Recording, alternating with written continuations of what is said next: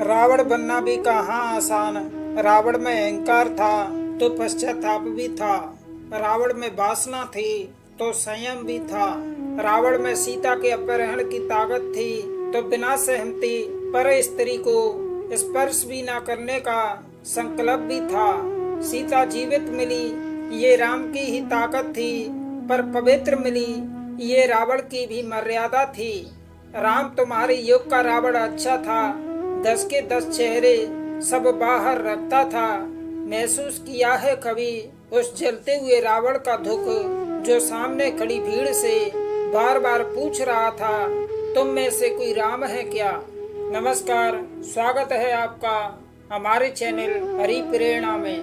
दोस्तों, आज के इस वीडियो में हम रावण के जीवन से मिलने वाली 5 सीखों के बारे में चर्चा करेंगे। उम्मीद है इनसे आपको बहुत कुछ सीखने को मिलेगा। तो चलिए फिर शुरू करते हैं। पहली बात, मन की शांति ही सबसे बड़ा सुख है। रावण का मन शांत नहीं रहता था, संतुष्टि का भाव उसमें था ही नहीं। तीनों लोकों को जीतने के बाद भी रावण के मन में एक अशांति थी कि इतना शक्तिशाली होने के बाद भी कोई उसकी पूजा नहीं करता। नतीजतन उसने ऋषि मुनियों को मारना शुरू कर दिया। सारी दुनिया जीतने के बाद भी मन में एक असंतुष्टि थी कि लोग उसकी पूजा क्यों नहीं करते। जब रावण के अत्याचार बढ़ने लगे तो ऋषियों ने तप शुरू किए, यज्ञ और ज्यादा होने लगे तो रावण ने अपने अत्याचार और बढ़ा दिए। दुनिया भर में रावण का आतंक हो गया, पूरी धरती परेशान हो गई। तब भगवान को उसे मारने के लिए अवतार लेना पड़ा। यह असंतुष्टि उसे पाप के रास्ते पर ले गई और उसे अंततः इसी असंतुष्टि के कारण मरना पड़ा। इसलिए हमेशा मन में संतुष्टि का भाव रखें, जो हमारे पास है उसे स्वीकार करें। दूसरी बात, बिना किसी की शक्ति का अनुमान किए चुनौती न दें। रावण की नजर में सिर्फ वो खुद ही महान योद्धा था। वो हर किसी को युद्ध की चुनौती देता रहता था। ऐसे ही एक बार उसे वानरों के राज्य किष्किंधा के बारे में पता चला। वहाँ का राजा बाली काफी शक्तिशाली है, ऐसा उसे पता चला। रावण ने बिना किसी विलंब किए किष्किंधा का रुख किया। रावण ने बाली को ललकारा। उस समय बाली अपने महल में नहीं था, उसका छोटा भाई सुग्रीव मौजूद था। सुग्रीव ने रावण से पूछा कि तुम कौन हो और क्यों बाली को पुकार रहे हो? तो रावण ने जवाब दिया कि मैं बाली से युद्ध करना चाहता हूँ। या तो वो मुझसे युद्ध करे या फिर अपनी पराजय मानकर मेरी दास्ता स्वीकार करे। सुग्रीव को रावण की इस बात पर हंसी आ गई। उसने कहा, महाराज बाली अभी संध्या पूजन के लिए समुद्र तट पर गए हैं। कुछ ही देर में वो यहाँ 4 समुद्रों की परिक्रमा करके लौटेंगे, तब तुम्हारी इच्छा वैसे ही पूरी हो जाएगी। रावण से रहा नहीं गया। उसने जैसे ही सुना कि बाली अभी पूजा करने समुद्र तट पर गया है, वो समुद्र किनारे पहुंच गया। बाली उस समय सूर्य को अर्घ दे रहा था। रावण ने पीछे से पार करने की कोशिश की, लेकिन बाली ने उसे पकड़कर अपनी बाजू में दबा लिया। रावण छूटने की कोशिश करता रहा, लेकिन नहीं छूट पाया। बाली ने 4 समुद्र की परिक्रमा उसे अपनी कांख में दबा कर की। तब तक रावण को अपनी गलती का एहसास हो गया कि उसने बिना बाली की ताकत का अंदाजा लगाए उस पर हमला करने की गलती कर दी।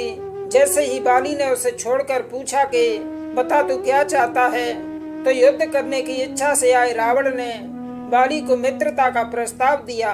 रावण की ये गलती सिखाती है कि किसी की ताकत और कमजोरी को समझे बिना उसे चुनौती नहीं देनी चाहिए, इससे हमारी हार ही होती है।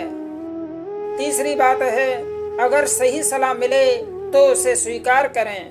वाल्मीकि रामायण का एक प्रसंग है, जब राम से शादी करने की जिद कर रही शूर्पणखा के नाक कान लक्ष्मण ने काट दिए तो वो अपने भाई रावण के पास पहुंची। उसने रावण को समझाया कि उसके राज्य में कोई सन्यासी है जो उसके लिए घातक हो सकता है। रावण तुरंत अपने रथ पर बैठकर निकल गया। वो सीधा अपने मामा मारीच के पास पहुंचा। उसने मारीच से कहा कि उसके राज्य में कोई 2 सन्यासी घुस आए हैं, उन्हें मारना है। मारीच एक बार पहले राम से युद्ध कर चुका था, राम ने पास के तिनके की तीर बनाकर छोड़ा और मारीच समुद्र पार जाकर गिरा था। मारीच ने रावण को समझाया कि राम से युद्ध करना उसके हित में नहीं है, वो लौट जाए। रावण मान गया। वो फिर लौटकर अपने महल में आ गया। शूर्पणखा को जब पता चला कि रावण ने राम से बदला लेने का विचार त्याग दिया है, तो उसने फिर जाकर रावण को समझाया कि वन में जो 2 सन्यासी हैं, उनके साथ एक बड़ी सुंदर सी स्त्री भी है, जिसे रावण के पास होना चाहिए, क्योंकि उसके जैसी कोई और सुंदर महिला संसार में नहीं है। इस बार रावण को माता सीता की सुंदरता के बारे में बताया। माता सीता की सुंदरता के बारे में सुनकर रावण ने माता सीता के हरण की योजना बनाई। वो फिर मारीच के पास पहुंचा। मारीच ने उसे फिर वही सलाह दी कि राम कोई सामान्य सन्यासी नहीं है, अवतारी पुरुष है, उनसे दुश्मनी ना लें। लेकिन इस बार रावण नहीं माना और मारीच से कहा कि अगर वो सीता के हरण में उसकी सहायता नहीं करेगा तो उसे मार दिया जाएगा।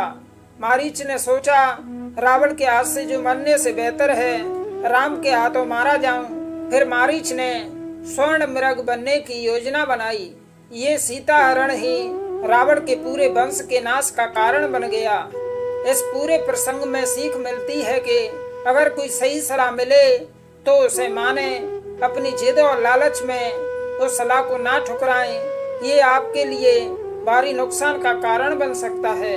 चौथी बात है, आप दुनिया के साथ जो करते हैं वो आपके साथ भी होगा। वाल्मीकि रामायण कहती है, रावण के पास पुष्पक विमान तो था ही, जो उसने अपने भाई कुबेर से छीना था। उसके साथ ही रावण के पास एक दिव्य रथ भी था, जिसमें उच्च कोटि के घोड़े जुते हुए थे। रावण ने तीनों लोगों को इसी रथ पर बैठकर जीता था। रावण जहाँ भी जाता वहाँ से राजकुमारियों, रानियों और अन्य सुंदर औरतों को उठाकर अपने महल में ले आता था। रावण के महल में करीब 10,000 ऐसी औरतें थीं, जिन्हें वो अलग अलग राज्यों से अपहरण करके लाया था। रावण एक बार ऐसे ही लंका में सैकड़ों महिलाओं को जीत कर ले आया। तब विभीषण ने रावण को बताया कि तुम अपने बल के अभिमान में कितनी औरतों को, उनके पति और पिता को मारकर उठा लाए। तुम्हारे इन्हीं पाप कर्मों का परिणाम हमारे परिवार को भी भुगतना पड़ रहा है। रावण ने पूछा, ऐसा क्या हो गया जो तुम मुझसे इस तरह की बातें कर रहे हो? विभीषण ने जवाब दिया, तुम विश्व विजय के लिए निकले थे, दूसरे राजाओं के परिवार की औरतें लाने में व्यस्त थे। तब एक राक्षस ने हमारे राज्य पर हमला कर दिया। वो हमारी मौसी की बेटी, हमारी बहन को उठाकर ले गया। तुम दुनिया के साथ जो कर रहे थे वो हमारे ही परिवार के साथ घट गया। रावण को अपनी गलती का एहसास हुआ।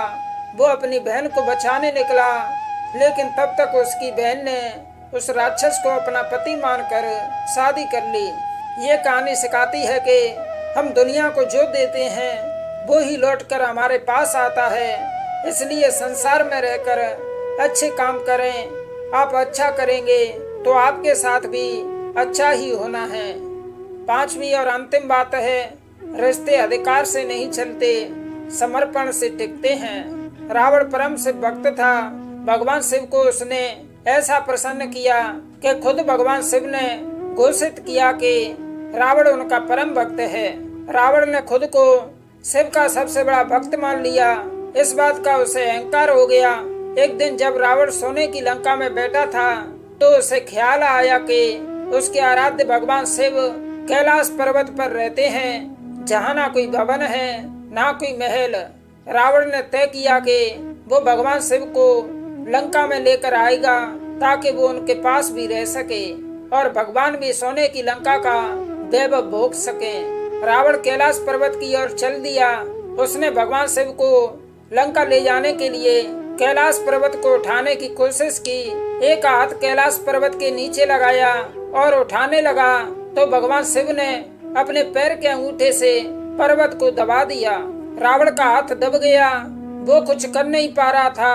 तब उसने शिव तांडव स्तोत्र की रचना कर भगवान शिव को प्रसन्न किया। भगवान ने उसे समझाया कि वो अपनी भक्ति का अहंकार ना करे, अहंकार ही उसके विनाश का कारण हो सकता है। रावण ने रिश्तों में समर्पण से ज्यादा अधिकार पर जोर दिया, इसलिए उसे लगभग हर रिश्ते से हाथ धोना पड़ा। भाई विभीषण छोड़ गया, कुंभकर्ण मारा गया, सारे बेटे मारे गए, पत्नियां अकेली रह गईं। रिश्तों में अधिकार की बड़ी कीमत चुकानी पड़ती है, जबकि समर्पण रिश्तों को बचाता है। तो दोस्तों, उम्मीद करता हूँ ये बातें आपको अच्छी लगी होंगी। वीडियो को पूरा देखने के लिए और आपके बेशुमार प्यार के लिए आपका बहुत बहुत धन्यवाद।